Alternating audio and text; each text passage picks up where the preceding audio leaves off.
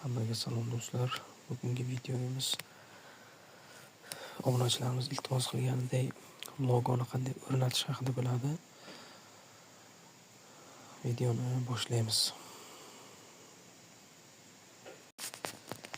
Qani mana bu yerdan logotipga o'tamiz. Logotipda biz o'tgan videomizda Real Madridni mana shu logosini qo'ygan edik.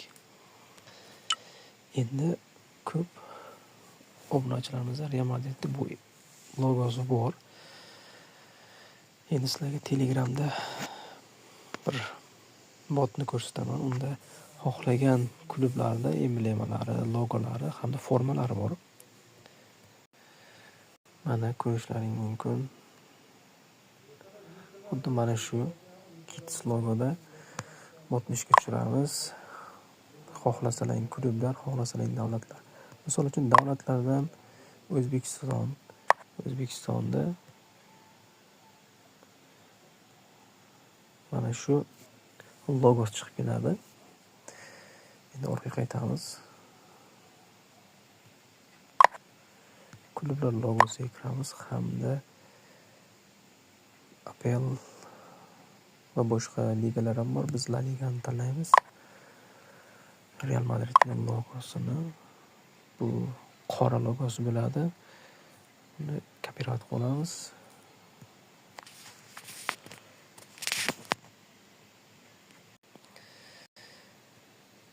Mana bu logoni hozir o'chirib tashlaymiz.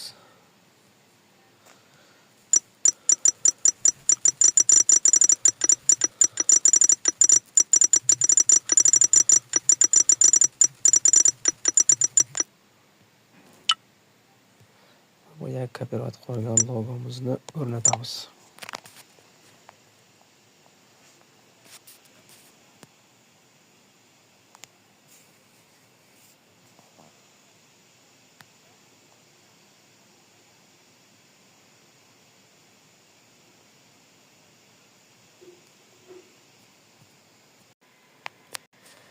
Mana отлично deb chiqmoqda.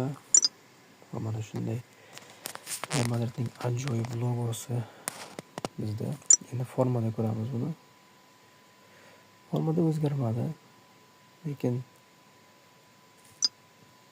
asosiy menyuda juda ham chiroyli ko'rinadi qora logosi.